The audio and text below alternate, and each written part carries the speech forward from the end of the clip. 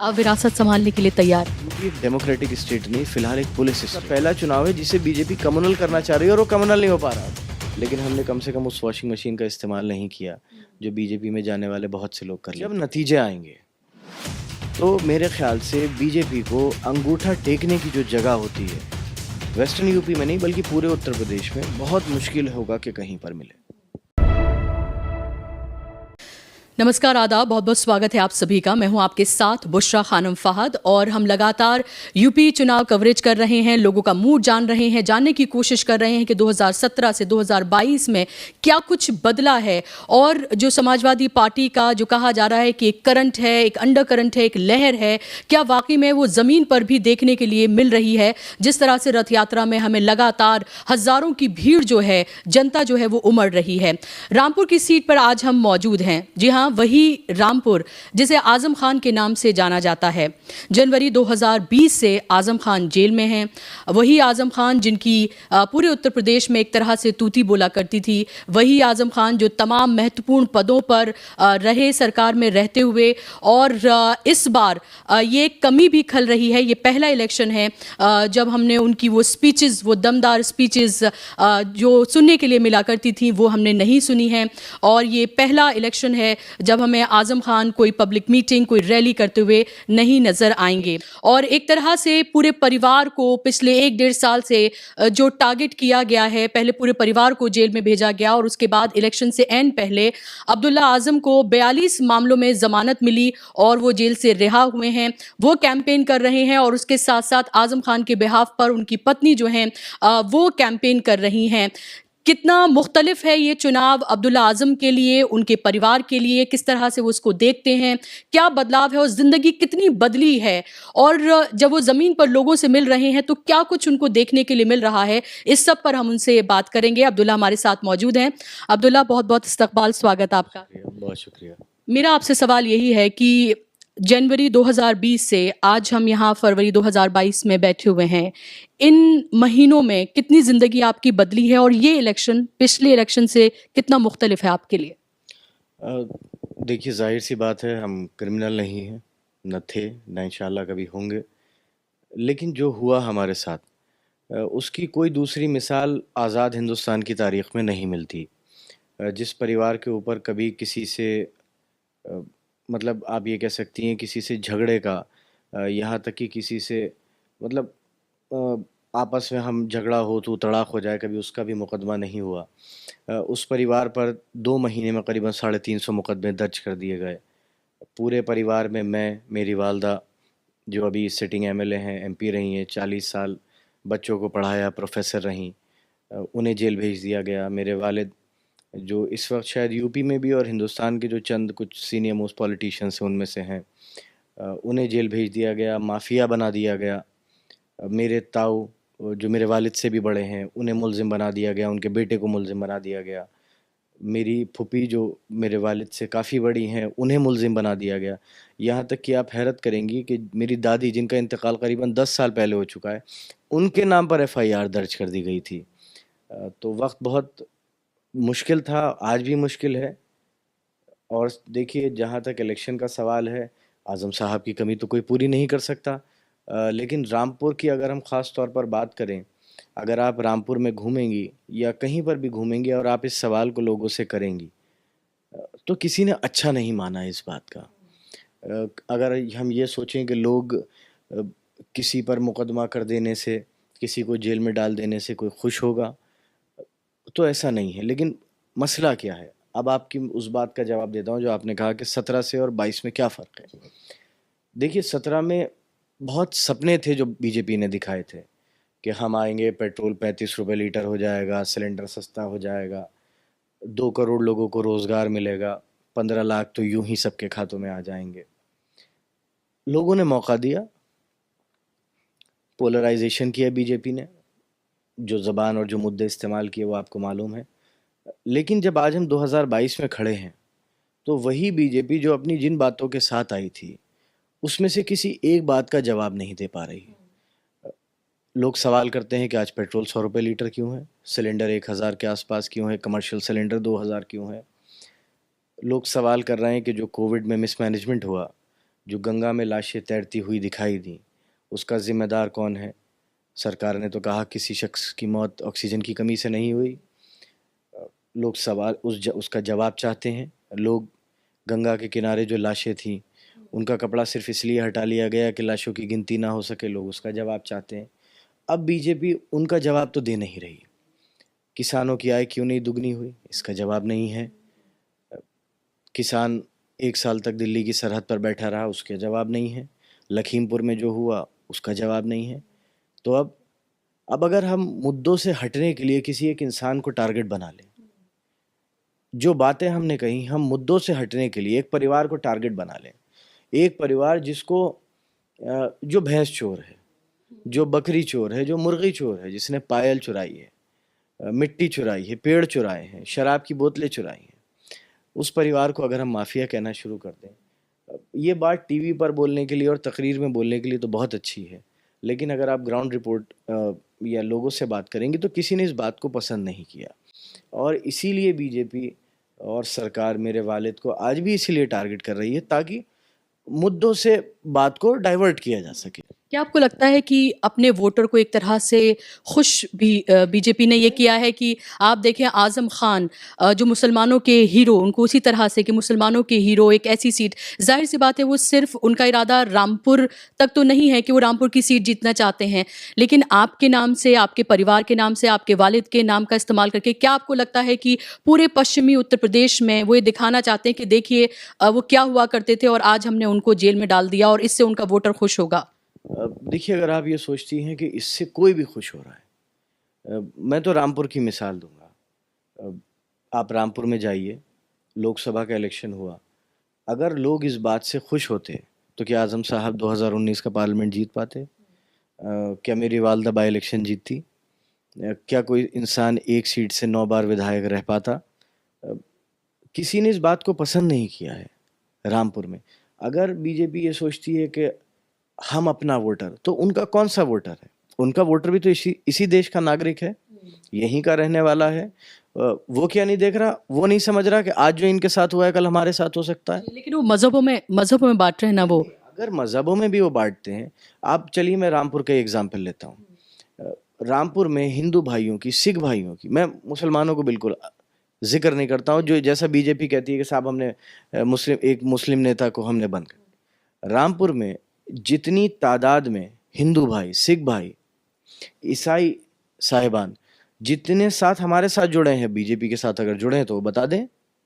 अगर वो लोग जुड़े होते तो यहाँ पर बीजेपी का कब्जा होता। आप निकाल कर देख सकती हैं, आप हमारे दफ्तर आके देख सकती हैं।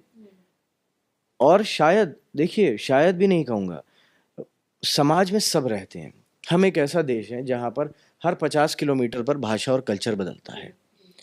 कोई आपको ऐसी सोसाइटी नहीं मिलेगी, कोई ऐसी मोहल्ला नहीं मिलेगा कि जहाँ पर अगर हिंदू साहिबान हैं तो मुसलमान भी हैं, सिख हैं तो ईसाई भी हैं। हमारे यहाँ कोई पार्टीशन नहीं है और सब एक साथ मिलकर रहते हैं। यही खूबसूरती है, यही इस बात की खूबसूरती है। और हर इंसान जो इस मुल्क में रहता है, इस प्रदेश में रहता है, वो ये चाहता है कि उसके घर से अगर उसका भाई निकले, उसका बेटा निकले, उसका शौहर निकले, उसका वालिद घर से निकले, तो वो सुकून से घर वापस आए हिफाजत के साथ। तो वही तो लॉ एंड ऑर्डर का मुद्दा ही तो उन्होंने कहा है कि गुंडों को हमने जो है जेल में भेज दिया और अभी वो कह रहे हैं कि शिमला बना देंगे, कैराना की अभी उन्होंने बात की। अभी मैंने वही सीट पे मैं भी अभी गई थी, अभी 1-2 दिन पहले ही वहाँ कवर करने के लिए, और मुझे लगा 2 सीट जिस पे सबसे ज़्यादा जिसको लेकर बीजेपी ने बात की है वो एक कैराना है और दूसरी रामपुर है, और उससे कहीं ना कहीं वो पूरे पश्चिमी उत्तर प्रदेश को जो है वो साध रही है। देखिए, मैंने कहा ना, बीजेपी के पास, अब आप कैराना की बात करते हैं, चलिए वेस्टर्न यूपी में किसान या किसान आंदोलन या गन्ना, जो उनकी ज़रूरत है, देखिए तकरीर से पेट नहीं भरता, ना नफरत से पेट भरेगा। बीजेपी को कैराना में ये बताना चाहिए था कि हमने कितने किसानों की आय दोगुनी करी, कितने किसानों को इंसाफ दिया। और रामपुर में भी उन्हें ये बताना चाहिए था कि हमने जो पिछले 3 सालों में रामपुर वालों के साथ जुल्म किया है उसकी वजह क्या है। आप कैराना की बात कर लें, रामपुर की बात कर लें, मुजफ्फरनगर की बात कर लें, सहारनपुर की बात कर लें, हापुड़ कर लें, पूरे वेस्टर्न यूपी की बात कर लें, जब नतीजे आएंगे तो मेरे ख्याल से बीजेपी को अंगूठा टेकने की जो जगह होती है, वेस्टर्न यूपी में नहीं बल्कि पूरे उत्तर प्रदेश में बहुत मुश्किल होगा कि कहीं पर मिले। आप अपने ऊपर कितनी ज़िम्मेदारी महसूस करते हैं अपने वालिद की गैर मौजूदगी में? और मैंने आपका एक बयान देखा जिसमें आप बात कर रहे हैं और बात करते-करते अपने वालिद का ज़िक्र करके आप जज़्बाती हो गए and you also said that he almost died in jail. तो अभी आपको लगता है कि उनकी जिस तरह की सेहत है, जिस तरह की कंडीशन है, ज़िम्मेदारी सारी आपके ऊपर आ गई है और लोग कहीं न कहीं आपके चेहरे में आज़म खान को ढूँढते हैं? देखिए, मेरा जो उस दिन तकरीर हुई थी वो मैं रामपुर आने के बाद पहली तकरीर थी। जिस बात पर मेरी आँख से आँसू निकला था वो कोई सियासी बात नहीं थी। अ, एक इंसान जो हाई रिस्क एज ग्रुप में था कोविड की सेकंड वेव में, उसको 9 दिन तक इलाज से महरूम रखा गया और जेल के बैरिक में रखा गया। और जब इलाज की इजाज़त दी गई, जब ऑक्सीजन लेवल 90 से भी नीचे चला गया और अथॉरिटीज़ को ये लगा कि अगर इस कंपाउंड में या इस प्रेमिसेस में कुछ हो गया, तो ज़िम्मेदारी हमारे ऊपर आ जाएगी, तब जाकर इलाज की परमिशन दी गई। ज़ाहिर-सी बात है वो लम्हा मेरे लिए ऐसा था क्योंकि कोई भी औलाद होती और मेरे जज़्बात को समझने के लिए एक औलाद का होना बहुत ज़रूरी है, एक औलाद के जज़्बात होना बहुत ज़रूरी है और एक औलाद का अपने बाप के लिए, एक अपने वालिद के लिए उसके दिल में मोहब्बत होना ज़रूरी है। ऐसे लोग जिनके अपने परिवार के साथ बहुत अच्छे संबंध नहीं हैं या ताल्लुक़ नहीं है, वो इस रिश्ते को नहीं समझ सकते। और मैंने ऐसी बहुत सी रातें जेल में देखी, जब ऐसा लगता था कि आज रात में कोई ना कोई ऐसा इंसिडेंट होगा कि हमें आने वाला कल देखने को नहीं नसीब होगा। इसीलिए मैंने कहा था जेल से निकलते वक़्त भी, मेरी ज़मानतें करीबन सितंबर में हो गई थीं। मैंने 5 महीने तक अपनी ज़मानतें सिर्फ़ इसलिए नहीं लगवाईं कि ठीक है ज़्यादा से ज़्यादा वक़्त साथ रहूँ, कोई भी अगर ऐसा इंसिडेंट होता है, तो कम से कम मैं वहाँ मौजूद तो रहूँगा। और आज भी इस बारे में मैं कुछ नहीं कह सकता क्योंकि यूपी की जेलों का जो हाल है, पहले तो यहाँ यूपी एक डेमोक्रेटिक स्टेट नहीं, फ़िलहाल एक पुलिस स्टेट है। मैं एक जनरल बात कहता हूँ, कोई भी आदमी है, अगर मैं उससे कोई काम लूँगा, कोई गलत काम लूँगा, तो कल को जब वो मुझसे कोई गलत काम करने को कहेगा, तो मैं मना नहीं कर पाऊँगा। जब आप पुलिस से गलत काम कराएँगे, तो जब पुलिस कोई गलत काम करेगी, तो आप रोक नहीं सकते। और आज की यूपी सरकार मजबूर है पुलिस के आगे। क्यों? क्योंकि पुलिस से अपने पॉलिटिकल अपोनेंट्स के साथ वो कराया है बीजेपी ने जो शायद कभी किसी ने नहीं कराया। तारीख में भी कभी ऐसा नहीं हुआ। लेकिन जब हम जाते हैं, मैं ग्राउंड पे देख रही हूँ सब जगह, जब लोगों से आप पूछें तो लोग कहते हैं कि लॉ एंड ऑर्डर जो है बहुत चुस्त दुरुस्त जो है बीजेपी ने किया है। ठोक दो की नीति हालांकि उन्होंने अपनाई, लेकिन जो बात उन्होंने बार बार लोगों के जहन में डाली लॉ एंड ऑर्डर को लेकर, वो कहीं ना कहीं लोगों के जहन में घर की है। आप ये बात ऑफ कैमरा पूछिएगा, लोग जवाब देंगे। अ, ठोको नीति एक ऐसा फैशन बन गई है अधिकारियों में कि लोग, यहाँ रामपुर में भी एक आईपीएस रहे थे, वो शौकिया लोगों के पैर में गोली मारते थे, शौकिया। और आज उनके खिलाफ विजिलेंस, एसआईटी और दुनिया भर की रिपोर्ट्स हैं और मुकदमे चल रहे हैं। ठोको नीति का अंजाम ये हुआ कि न जाने कितने बेगुनाह ठोक दिए गए। क्या ऐसा नहीं हुआ यूपी में? क्या नेशनल ह्यूमन राइट्स कमीशन ने यूपी गवर्नमेंट को कितने नोटिसेस दिए हैं? शायद इतिहास में इतने नोटिसेस कभी नहीं मिले फेक एनकाउंटर्स के। पब्लिसिटी के लिए, पैसे की कमाई के लिए पुलिस कब किसको कहाँ ठोके दे रही है कुछ मालूम ही नहीं।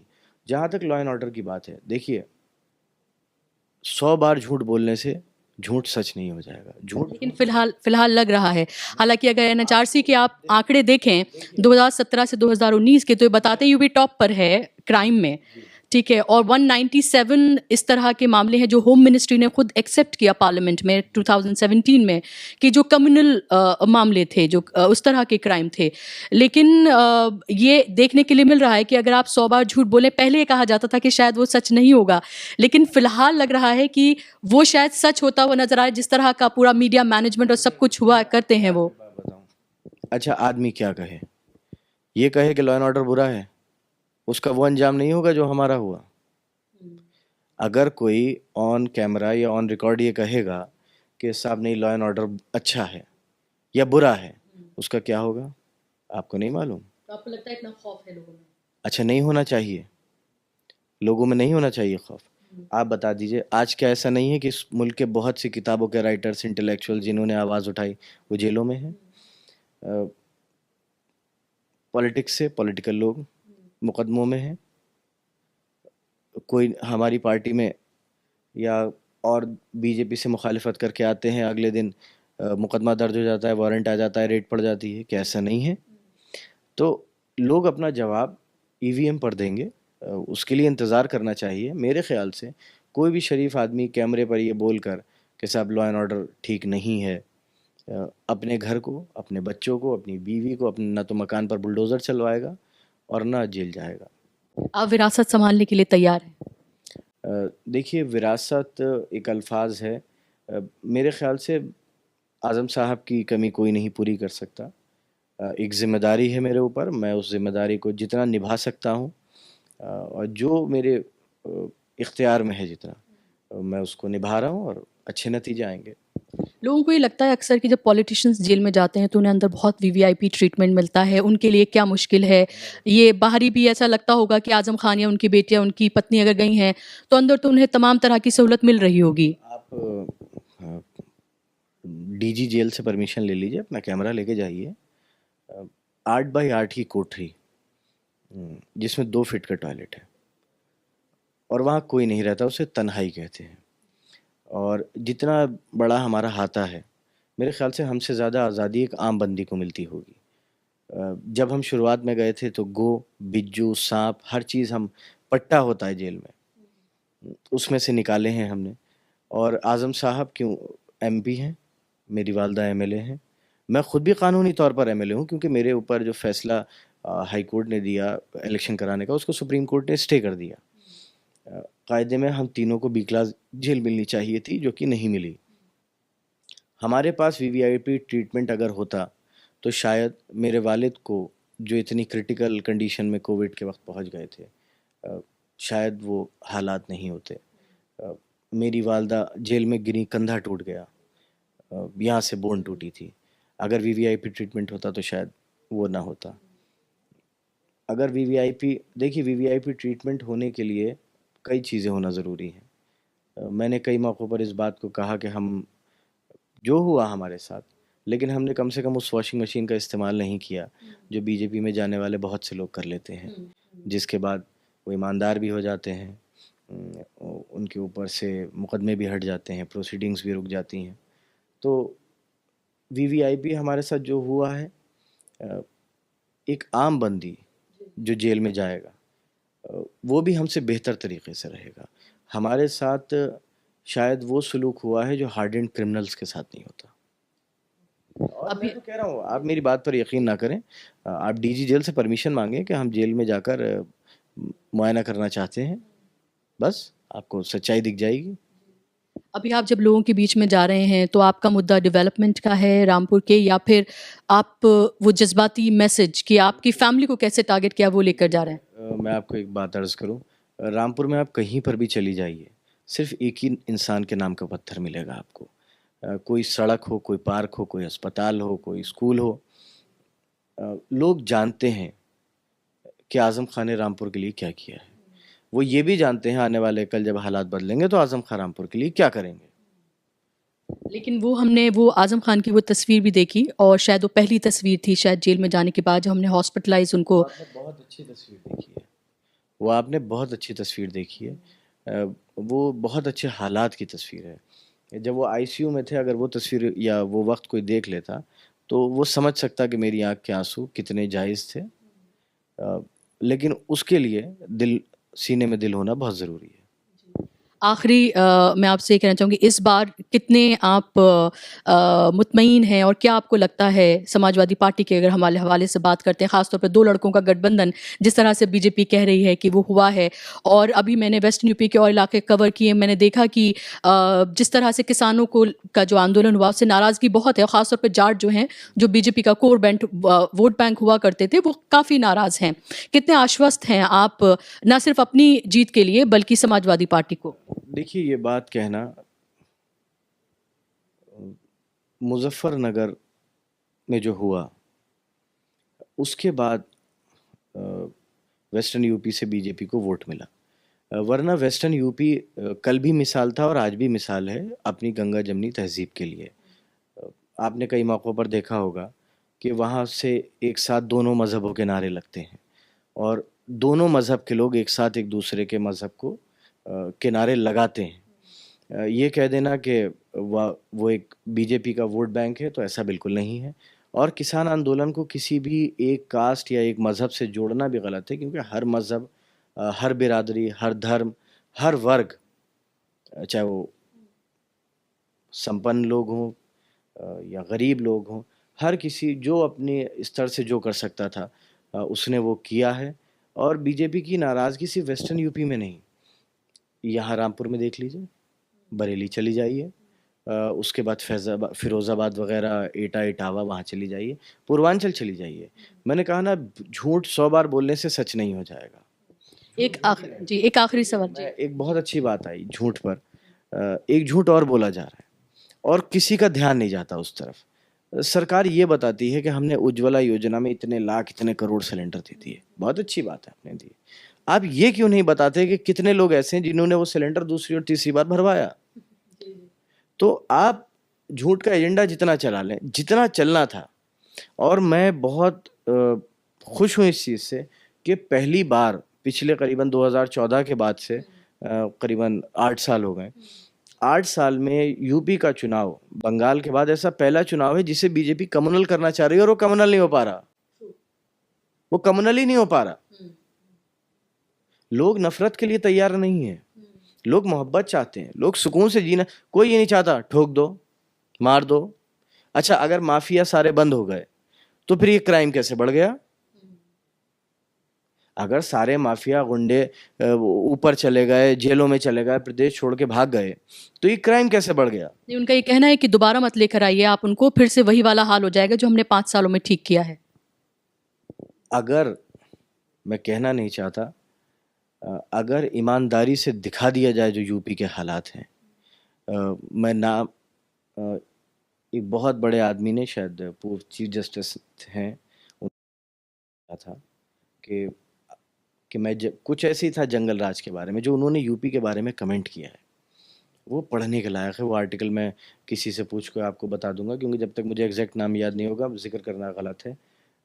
और सुप्रीम कोर्ट ने, बताइए, लखीमपुर के मामले में जो कमेंट्स किए, अगर लॉ एंड ऑर्डर इतना ही अच्छा होता तो क्या सुप्रीम कोर्ट ये सवालात करती? एक आखिरी सवाल मेरा आपसे कि मुस्लिम जो हैं इस बार थोड़े नाराज़ इसलिए हैं कि उनको सीटें कम दी गई हैं इस बार, और उनका ये कहना है कि जिस तरह से 2017 में समाजवादी पार्टी के तहत जो उनको सीटें दी गई थीं वो इस बार नहीं दी गई हैं। बहुत बड़े पैमाने पर टिकट जो हैं काटे गए हैं। मुजफ्फरनगर का एग्जाम्पल देते हैं कि एक भी मुसलमान को वहाँ पर टिकट जो है वो नहीं दिया गया है। और ये ज़मीनी तौर पर ये नाराज़गी है, इसको किस तरह से आप इसको देख रहे हैं? देखिए, ये इस बात मेरे ज़िक्र में, मतलब अभी आपने जब ज़िक्र किया है तो आई है, लेकिन मैं जहाँ तक लोगों के बीच में रह रहा हूँ, ना तो इस तरीके का कोई कन्फ्यूजन है, ना इस तरीके की कोई बात है। और ऐसा ही नहीं है कि इलेक्शन ही बहुत सी चीज़ें होती हैं। सरकार बनती है, लोग उसमें एडजस्ट होते हैं, आते हैं, जाते हैं। टिकट्स दिए गए हैं, आप रामपुर देखें, आसपास देखें, हर किसी को नुमाइंदगी दी है समाजवादी पार्टी ने, वो किसी भी मज़हब का हो, चाहे अगड़े हों, पिछड़े हों, दलित हों, अमीर हों, गरीब हों, सबको बराबर से। ये एक कॉन्स्टिट्यूंसी का मुद्दा हो सकता है, एक पर्टिकुलर किसी कॉन्स्टिट्यूंसी के हो सकता है, किसी के कोई सपोर्टर्स हों, उन्होंने ये बात कही हो, लेकिन इस तरीके का कोई जिक्र अभी तक मेरे सामने नहीं आया। अगर किसी का टिकट कटा होगा, हो सकता है उसकी कोई वाजिब वजह हो। क्यों कटा है, इस बारे में मैं जब तक वहाँ के लोकल लोगों से बात नहीं कर लेता, उस वक्त तक कुछ कहना मेरे लिए जल्दबाजी होगी। बहुत बहुत शुक्रिया हमसे बात करने के लिए, वक्त देने के लिए। बहुत शुक्रिया। और अब्दुल आज़म साहब को यहाँ पर सुना। जाहिर सी बात है कि पूरा सियासी जो मौसम है अपने शबाब पर है। ऐसे में जिम्मेदारी अब्दुल आज़म ने और आज़म खान की जो पत्नी है उन्होंने अपने कंधों पर उठाई हुई है, उनके जेल में रहते हुए। और आप अगर रामपुर में जाएंगे, लोगों से बात करेंगे तो बहुत जज्बाती तौर पर भी कनेक्टेड जो हैं वो फील कर रहे हैं फैमिली से। और जाहिर सी बात है कि ये एक तरह से विरासत रही है आजम खान फैमिली की ये सीट, और 9 बार वो यहाँ से एमएलए रहे हैं, 1 बार वो यहाँ से एमपी भी रहे हैं। तो ये अब देखना होगा 10 मार्च को कि जनता क्या फैसला करती है।